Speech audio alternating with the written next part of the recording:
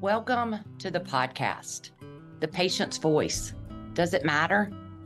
This is a place where your voice will always matter to me.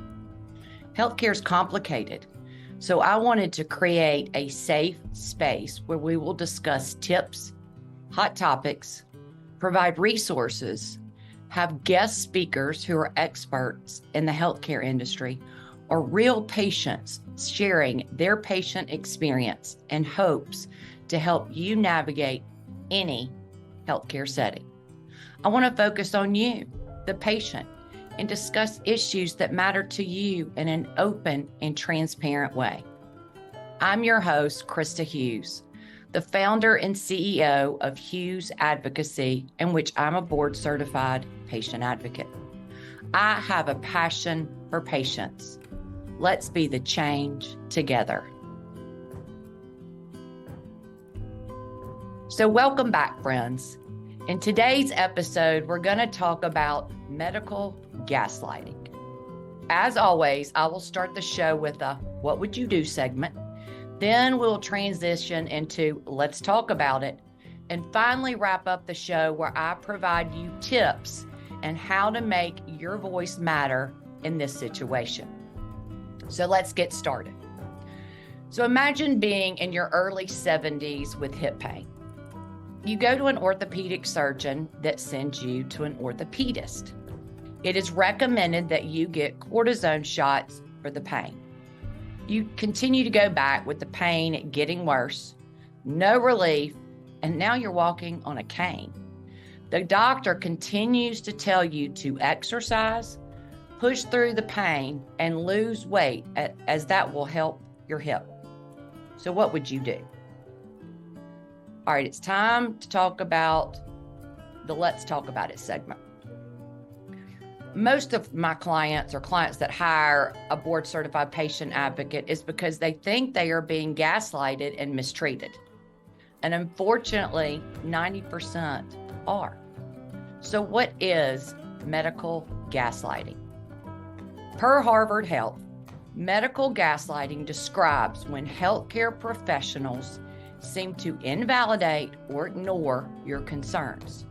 It can be linked to a misdiagnosis, delayed treatment, or poor health outcomes. It might even damage your trust in the healthcare system and make you less likely to receive care. In my previous podcast, I've talked at length about how misdiagnosis, patient safety, delayed treatment, poor quality, etc. are a tremendous problem in the healthcare system, and it's getting worse. So please take heed to this information because you are not immune. Per Verywell Mind, medical gaslighting describes a behavior in which a physician or other medical professional dismisses or downplays a patient's physical symptoms, or they attribute them to something else. Medical gaslighting happens frequently with the older population, women, and people of color. So what are some common signs of medical gaslighting? Dismissing the symptoms and not taking your concerns seriously. For example, I had a client whose teenage daughter was experiencing pain, weakness, and fatigues. The doctors dismissed their concerns over and over until we got the client a new doctor that actually listened. The patient finally got a real diagnosis. They do not listen to you, or they constantly interrupt you. For example, my dad was having esophageal issues. The doctor was not listening to my concerns and questions that I had. He actually put his hand in my face and told me to hush. I got my dad a new doctor who was able to give my dad a right diagnosis. Medical gaslighting is also lack of empathy to your pains or concerns. For example, I had a client that was having knee problems and wanted to explore all her treatment options. I went to the doctor with my client. We had researched a medical device technology that was a success for patients that did not want to have knee surgery. When this approach was brought up to the orthopedic surgeon, He argued with me and told me that this device was not available in our area. The interesting thing is I used to be a medical device rep. I knew of this technology and I knew the rep that sold it. When I told the orthopedic surgeon this information, he asked us to leave. Another form of gaslighting, attribute the cause of your medical issue to something else. For example, and this happens all the time, clients that go in for a medical issue, pain, etc., and the doctor blames it all on the fact that the patient is overweight. The patients are gaslighted due to their weight, and so therefore do not get the medical care for their medical issue.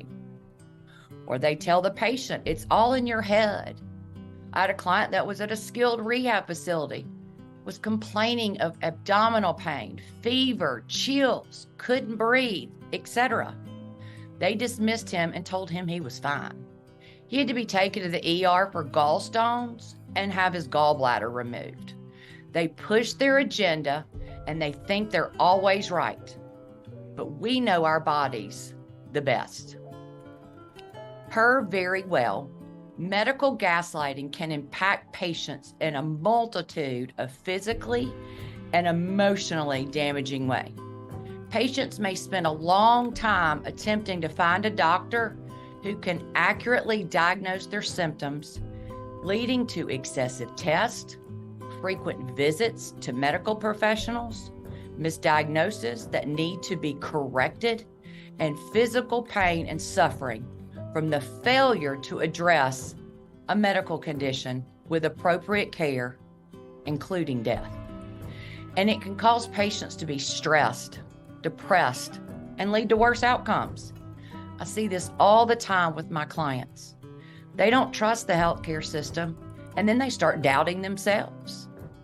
I don't blame this just on doctors. I blame this on the entire medical healthcare system.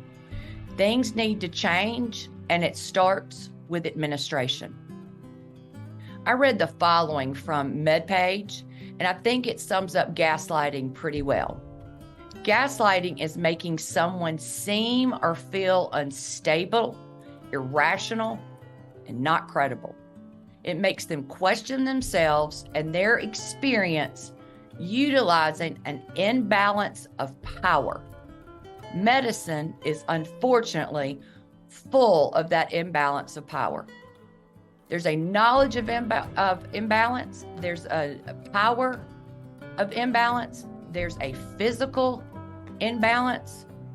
One is in a gown and the other is not. Doctors need to get off their pedestals and patients need to get off their knees. Now we've come to the final segment where we're going to talk about tips on how to make your voice matter. So remember the scenario at the beginning of the podcast with the patient who had hip pain and was deteriorating? They finally reached out to me as an advocate. The first thing I did is contact both orthopedic surgeon and the orthopedist and asked why this was happening. Also brought up the point that too many cortisone shots can cause bone deterioration, and it is not always the best medical care. The orthopedic surgeon then recommended that the patient go see their primary care doctor. I was furious, tired of the dismissing, gaslighting, delay of care, and negligence. I called the department head and expressed my serious concerns for the lack of care and harm that was being done to this patient, and I was going to report it. We then got a call from the orthopedic surgeon asking for an updated x-ray. By now, the patient went from being on a cane to being in a wheelchair. It was then discovered that the cortisone shots had in fact caused this patient's femoral head to collapse, therefore causing all the pain and inability to walk. He was immediately scheduled for a total hip replacement. It makes me sad that patients have to suffer their quality of health due to medical gaslighting. If you feel like your doctor's dismissing your health concerns, you may be experiencing medical gaslighting. Get a second opinion. Find a doctor you trust. Reach out to me as a patient advocate. You do not have to be treated this way.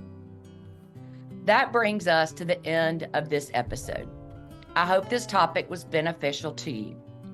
As always, thank you for listening to the patient's voice. Does it matter? Make sure you check out the resources that I mentioned in the show notes. And if you enjoyed the show, please make sure you follow, rate, review me on Apple, Spotify, Google Podcast. And if you need an advocate for you or your loved ones privately and helping you navigate the healthcare system, reach out to me at any time. Until then, this is Krista Hughes. And don't forget, I have a passion for patients. Let's be the change together.